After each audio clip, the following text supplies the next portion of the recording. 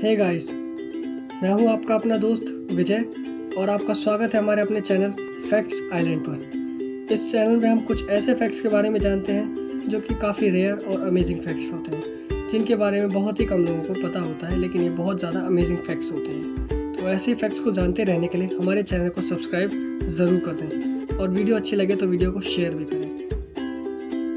Fact number 1, कुछ recently की गई साइंटिस्ट स्टडीज़ में ये पाया गया है कि इंसानों के दांतों की जो केमिकल कंपोजिशन होती है वो इंसानों के दांतों को बहुत ज़्यादा मजबूत बनाती है। और ये भी पाया गया है कि इंसानों के दांतों का केमिकल कंपोजिशन शार्क के दांतों से बहुत ज़्यादा मैच करता है। इसी कारण से इंसान के दांत और शार्क के दांत आपस में इक्वल स्ट्रेंथ रखते हैं, यानी कि हमारे जो दांत हैं वो किसी शार्क के दांत के बराबर ही स्ट्रेंथ रखते हैं। उतने ही ज़्यादा मजबूत हमारे दांत हैं और उतने ही ज़्यादा मजबूत एक शार्क के दांत होते हैं।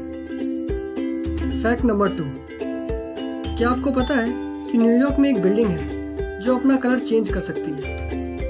हाँ, मैं बिल्कुल सही बोल रहा हूँ, कलर चेंज कर सकती है।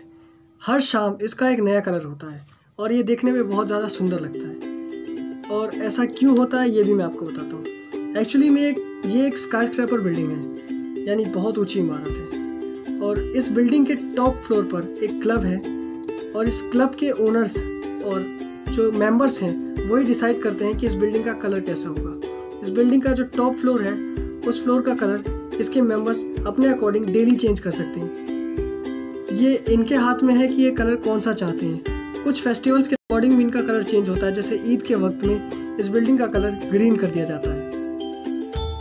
फैक्ट नंबर 3, अगर मैं आपसे पूछूं कि मून का मतलब क्या है तो आप क्या कहेंगे? आप सब कहेंगे मून का मतलब होता है चांद।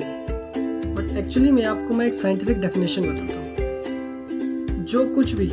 जो सेलेस्टियल बॉडी किसी प्लेनेट के अराउंड घूमती है उसे मून कहा जाता है। जैसे अर्थ के पास एक ही मून है, वैसे ही जुपिटर के पास करीब 14 मून है या उससे भी ज़्यादा, जो अभी तक डिस्कवर नहीं है। तो सोचिए कि मून के आसपास भी तो कुछ घूमता होगा, उसे क्या कहते होंगे? यानी चांद को क्या कहते होंगे? आप क्या कह सकते हैं इसके बारे में? कोई आइडिया है आपको? चलिए मैं बताता हूँ। उसे कहा जाता है मून।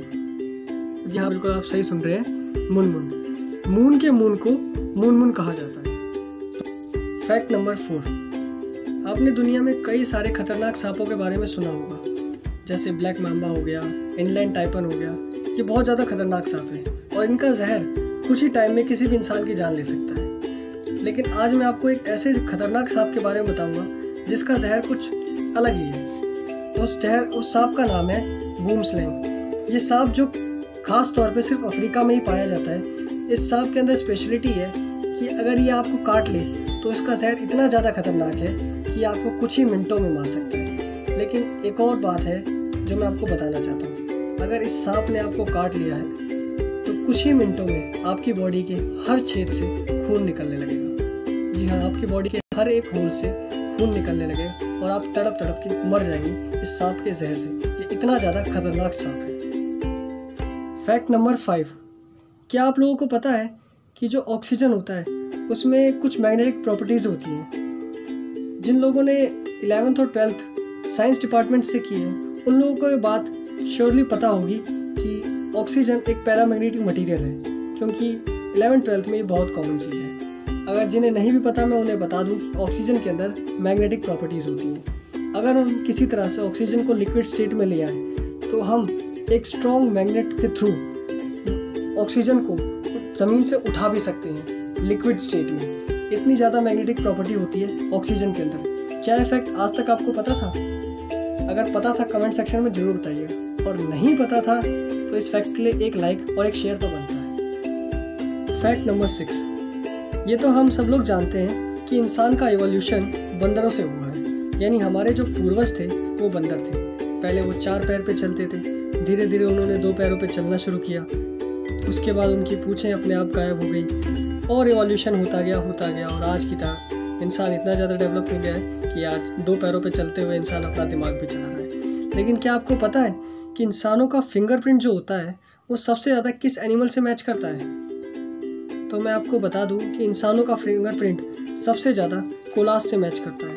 कोला एक तरह का जानवर होता है जो बहुत ही सुस्त रहता है। ये जानवर, इसके जो फिंगरप्रिंट है अभी इंसानों के फिंगरप्रिंट से मैच किए जाएँ तो ऑलमोस्ट इनडिस्टिंग्विशेबल होते हैं, यानी इन दोनों में डिफरेंस निकालना बहुत ही ज़्यादा मुश्किल होता है। कई बार तो ये देखा गया है कि इनके फिंगरप्रिंट्स इंसानों से बहुत ज़्यादा हद तक मैच करते हैं।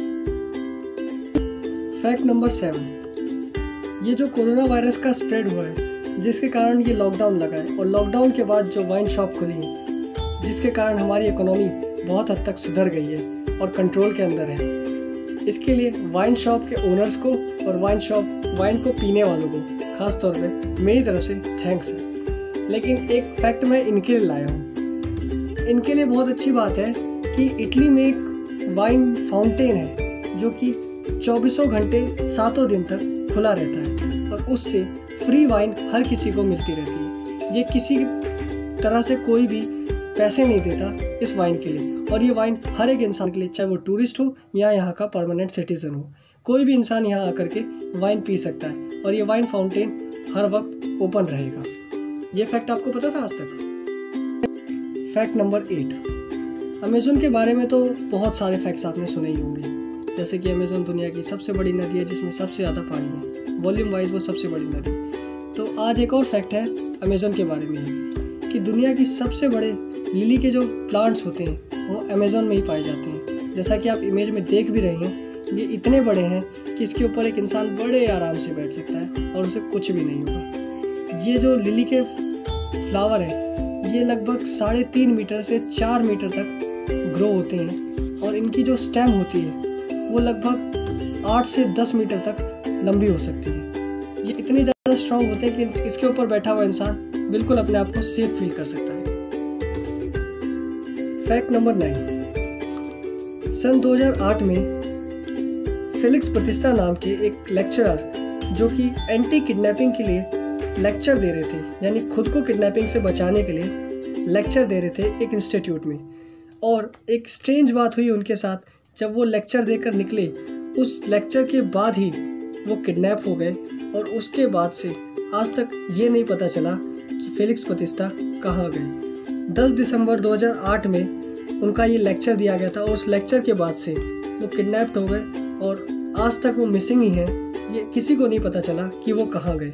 कितनी अजीब बात थी ना कि एंटी किडनैपिंग एक्सपर्ट होकर के वो खुद ही किडनैप हो गए। फैक्ट नंबर 10, ये फैक्ट मेरा पर्सनल फेवरेट फैक्ट है क्योंकि ये जो फैक्ट है ये मेरे फेवरेट कैरेक्टर्स के बारे में, टॉम एंड जेरी। दुनिया में शायद ही ऐसा कोई इंसान होगा जिसने अपनी पूरी लाइफ में टॉम एंड जेरी का एक भी एपिसोड ना देखा हो, वरना मैं तो गारंटी देता हूँ कि हर इंसान ने अपनी पूरी ज़िंदगी में कम से कम एक बार तो टॉम एंड जेरी जरूर देखा होगा और उसे टॉम एंड जेरी पसंद भी बहुत आया होगा। मेरा पूरा बचपन टॉम एंड जेरी देखते देखते निकला है और आज भी मुझे टॉम एंड जेरी देखना बहुत पसंद है।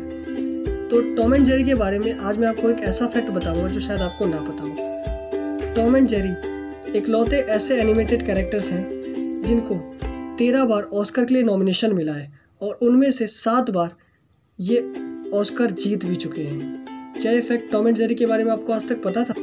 और अगर आप भी टॉम एंड जेरी के एक बहुत बड़े फ़ैन हैं तो कमेंट सेक्शन में ज़रूर बताइएगा कि आपको भी टॉम एंड जेरी पसंद है या नहीं, और ये फैक्ट आपको पता था तो ये भी आप ज़रूर बताइएगा कमेंट सेक्शन में हमें।